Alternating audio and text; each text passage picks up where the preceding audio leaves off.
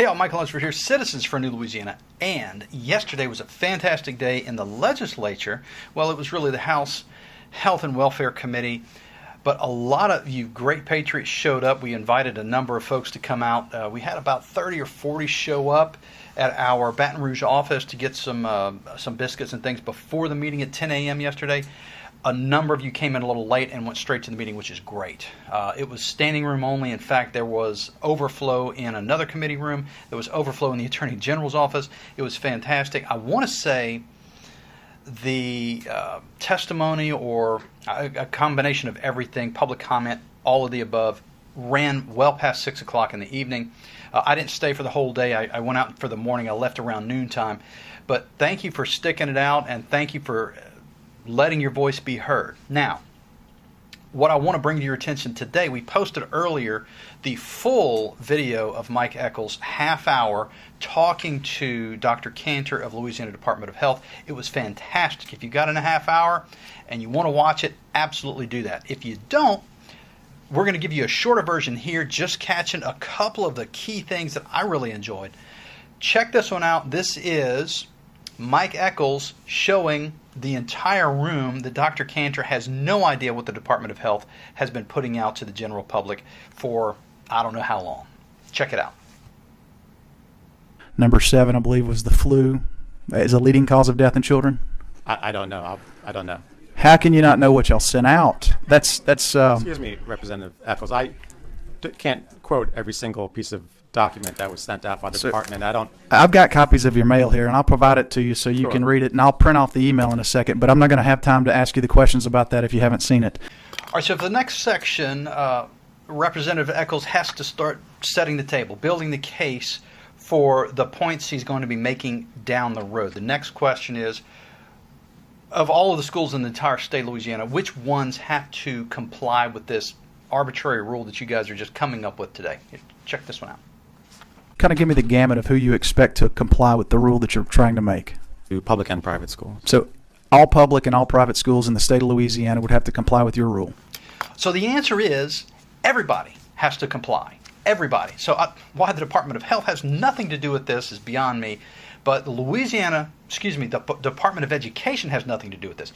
The Department of Health can now control the entire state of Louisiana. We saw this, the slippery slope was announced when Obamacare was introduced. Look, if we allow the government to get involved in health care, all of these terrible things are going to happen. Here we are. Our chickens have come home to roost. Terrible things are happening. The government now controls health care, and in the name of public health, they are going to say every single school and nursery and anywhere where their kids are in the entire state of Louisiana must comply with this arbitrary rule or else. So here, the next section, he gets a little bit further. Here, check this one out. Under the current law, if there's an outbreak of a vaccine-preventable disease in the school that has the authority to exclude unimmunized students from attending the school.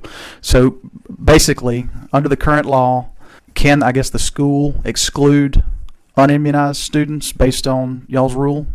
Yes, they can under subsection F of 17170. So this next section, he goes on to talk about whether or not this medication, it's called vaccine preventable. In other words, if you take this medication, are you prevented from getting the COVID? And that is the question.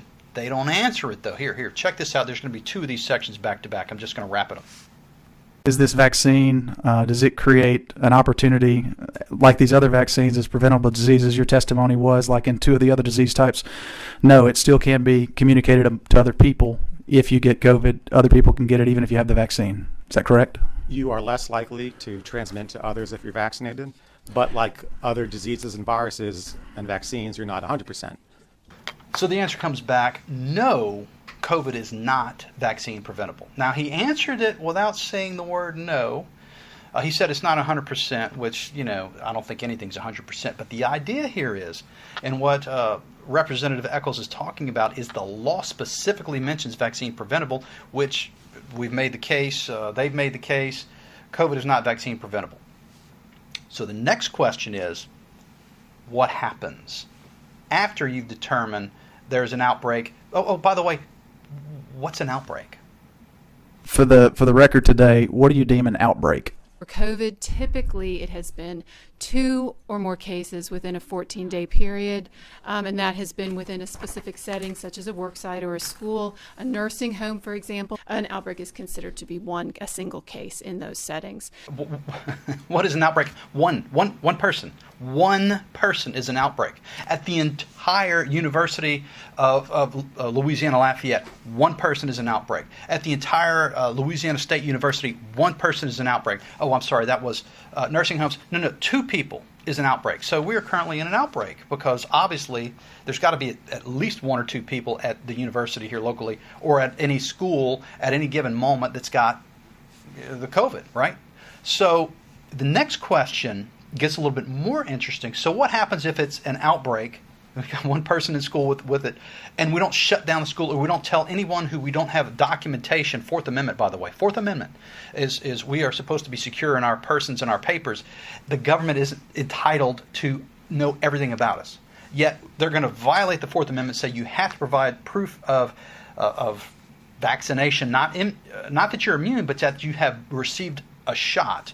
You have to provide proof of that, or we can remove you from the school. What happens if a private school decides, I don't want to play that game. We got 1 person with COVID, we sent them home, problem solved. No. It's an outbreak.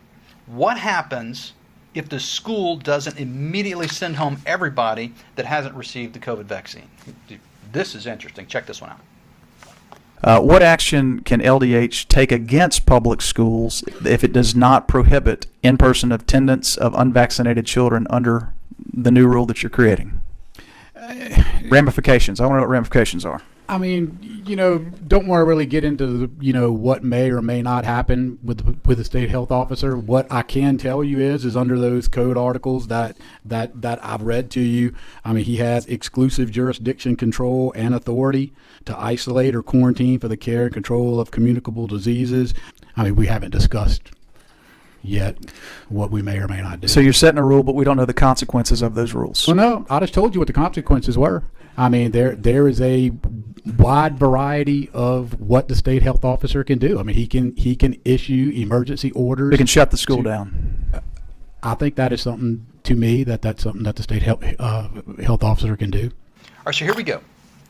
If the school does not comply, the Louisiana Department of Health can shut them down. They can be at a school. They can be sending every single student in the school full ride scholarship to Ivy League universities.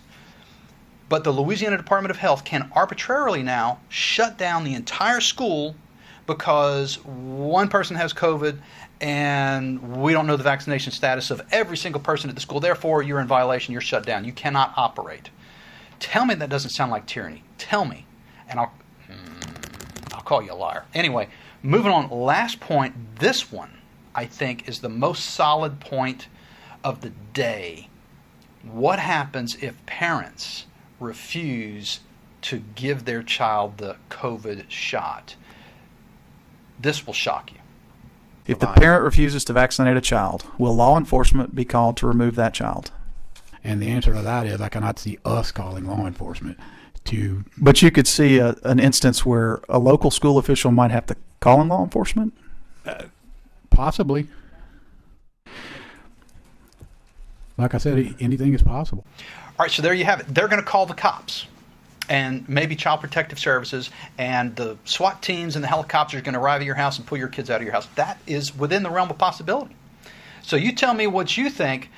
Did the guys at the Health and Welfare Committee do the right thing yesterday when they voted overwhelmingly to reject this terrible idea from Louisiana Department of Health? More importantly, what's going to happen next is the governor, John Bell Edwards, does have a say-so. He can overrule this, which I think is insane. What's the point of legislative oversight if the governor can overrule them? But at any rate, that's likely what's going to happen. We're likely to see Attorney General Jeff Landry file a lawsuit against the governor over this issue. But that's where we landed.